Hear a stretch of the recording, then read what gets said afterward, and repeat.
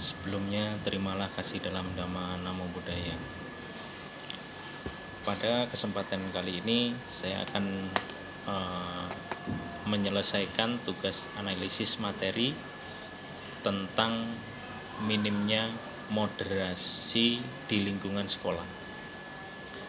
Sebelum melangkah ke identifikasi masalah, saya akan memperkenalkan diri dulu ya.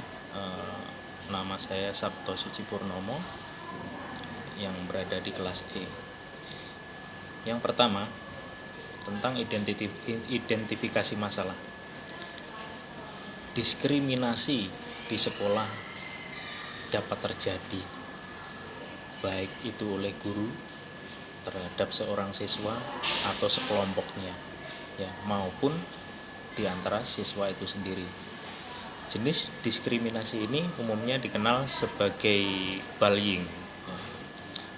Biasanya mereka melakukan diskriminasi ya, dengan melakukan secara langsung maupun tidak langsung, dan diskriminasi ini terus-menerus, secara terus-menerus. Salah satu diskriminasi ini terjadi pada sekolah-sekolah yang memang biasanya banyak anak-anak yang memang memiliki keinginan untuk merendahkan teman-temannya. Ya, diskriminasi di sekolah ini juga tidak memiliki penyebab tunggal ya tentunya, tetapi banyak faktor yang mempengaruhinya. Faktor-faktor tersebut diantaranya ada faktor budaya, faktor ras, agama, ataupun warna kulit. Nah, karena itu sangat sulit sekali untuk menghindari sepenuhnya. Tetapi konsekuensinya sangat negatif, dan yang ditimbulkan dalam kehidupan mereka itu akan sangat menderita sekali. Yaitu berarti bahwa kita sendiri sebagai pendidik harus berusaha mencegah sampai ke akar-akarnya. Ya, pada mulanya saya sendiri sebagai pendidik sering menemukan jenis diskriminasi ini dalam bentuk diskriminasi perbedaan suku, warna kulit, agama, yang menyebabkan salah seorang siswa didik saya yang memang terdampak dari diskriminasi itu, dan siswa tersebut jadi enggan untuk melakukan belajar di sekolah selama berhari-hari ya, sampai berlarut-larut ya. Jadi untuk penyebab masalahnya itu sebenarnya banyak sekali ya. Ada beberapa, ada 3 macam faktor. Yang faktor pertama itu sebenarnya tentang faktor emosional ya. Faktor emosional ini biasanya terjadi atau disebabkan karena individu yang biasanya merasa lebih unggul ya, pengen diakui oleh temannya, pengen diakui oleh teman-teman di antara satu sekolah itu, biasanya biar dianggap lebih lebih keren, seperti itu yang faktor emosional. Nah, yang kedua itu ada faktor sosial ya. Faktor sosial ini biasanya terjadi dipengaruhi oleh sekolah ya, dipengaruhi oleh prasangka-prasangka yang negatif biasanya. Yang faktor sosial ini biasanya memandang individu dengan karakteristik tertentu ya. Jadi karakteristik tertentu yang dimaksudkan ini adalah siswa yang sebagai pembuli ini, dia menganggap bahwa dia lebih rendah dari saya, dilihat dari sisi ekonominya, seperti itu. Yang ketiga adalah faktor individu ya. Jadi selain faktor emosi dan faktor sosial, nah kita juga bisa menemukan beberapa faktor faktor individu ya, atau psikologis yang berperan sangat penting dalam munculnya diskriminasi ini Ya, menurut banyak penelitian sih tidak semua orang memiliki kecenderungan yang sama untuk menjadi pengganggu. Ya, jadi tidak semua orang ya, dari individu-individu itu sendiri biasanya tidak semuanya dia pengen menjadi pengganggu atau menjadi parasit bagi teman-temannya. Ya, konsekuensi yang didapatkan ya, konsekuensinya biasanya diskriminasi sekolah baik dalam berbentuk langsung ataupun tidak langsung ya, itu berkaitan dengan aturan pusat pendidikan. Ya sangat berdampak sekali ya, dampaknya ada negatifnya ya, anak-anak pasti akan menderita ya. Kalau segi positifnya sepertinya ya hanya orang-orang tertentu atau hanya anak-anak tertentu saja yang merasa bangga, bahagia dengan adanya diskriminasi tersebut. Ya, itu yang dalam jangka pendeknya anak-anak diskriminasi ini akan mengalami kesulitan interaksi ya. Dia akan merasa dirinya rendah ya. Kalau sudah terjadi diskriminasi pasti merasa dirinya rendah, apalagi soal diskriminasi soal agama ya, keagamaan, kepercayaan, hal semacam itu sangat mempengaruhi sekali dalam psikologi anak tersebut. Ya, untuk pencegahan diskriminasi itu bagaimana? Sesuai dengan yang kita pahami ya.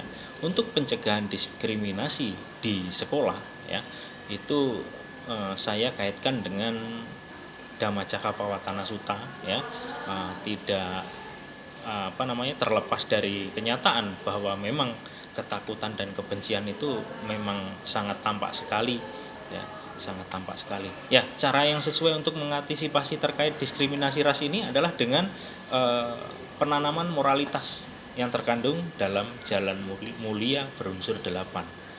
Yaitu terdapat pada penanaman tentang panya ya, tentang silanya, tentang samadinya ya. Jadi menanamkan sekaligus mempraktekkan ya. Prakteknya seperti apa?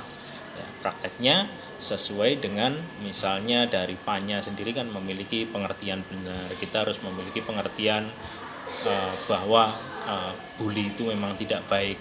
Jadi kita menjelaskan tentang dampak dari bully itu kepada siswa yang bersangkutan ya. Terus menanamkan dan mempraktikkan sila ya, itu juga sangat penting. Penanaman dan mempraktikkan sila itu penting sekali. Yang selanjutnya adalah menanamkan dan mempraktikkan samadhi, tentang ketenangan ya, ketenangan, tentang kebahagiaan. Jadi siswa itu harus mengerti bagaimana tenang, bagaimana bahagia jika tidak ada gangguan diskriminasi tersebut ya. Untuk bagi siswa yang terdampak diskriminasi itu bagaimana pencegahannya ya. Pencegahannya bagaimana ya, sebenarnya bagi siswa yang terdampak diskriminasi itu ya, kita akan mengenalkan tentang hukum Paticca Samuppada, bahwa penderitaan ya itu sebenarnya dapat diputus dengan memahami tentang Paticca Samuppada ya, mengenai penderitaan adalah duka ya, dikenal dengan sebutan 4 kesunyataan mulia ya. Harus memahami tentang duka ya, atau pengertian akan duka itu ya. Terus asal muasal penderitaan ya, terus lenyapnya penderitaan ya, terus jalannya bagaimana, jalannya menuju lenyapnya penderitaan ya, itu tidak lain adalah dengan melaksanakan jalan mulia berunsur 8 ya. Dengan memahami hukum Paticca Samuppada ini diharapkan seorang pendidik akan menunjukkan ya, memahami dan menunjukkan, tidak lain juga pendidik harus juga ikut mempraktekkan ya. Jangan hanya pendidik hanya sebagai promotor ayo, tetapi moral pendidiknya tidak dibina dengan baik ya. Oleh karena itu cara terbaik untuk mencegah diskriminasi adalah dengan cara memberikan penyuluhan berdasarkan Dhamma Cakkappawatana Sutta kepada pelaku diskriminasi dan korbannya juga, korban terdampak diskriminasi. Nah, jadi mereka akan mengerti, akan memahami ya, apa keuntungan dan kekurangannya ya, apa keuntungannya jika kita melakukan diskriminasi, agar siswa itu memahami dan mengerti ya, agar mengetahui apa yang memang seharusnya dilakukan oleh seseorang ya, dengan melakukan perbuatan-perbuatan yang sesuai dengan Dhamma ya. Mungkin sampai di sini untuk penjelasan saya atau identifikasi masalah yang saya temukan di lingkungan sekolah ya, tentang moderasi di lingkungan sekolah ya. Moderasi di lingkungan sekolah itu memang saya kerjakan ini sebenarnya dari fakta sekolah yang saya alami. Sampai di sini terima kasih, mohon maaf atas kurang lebihnya, mohon dapat dipahami. Terima kasih. Namo Buddhaya.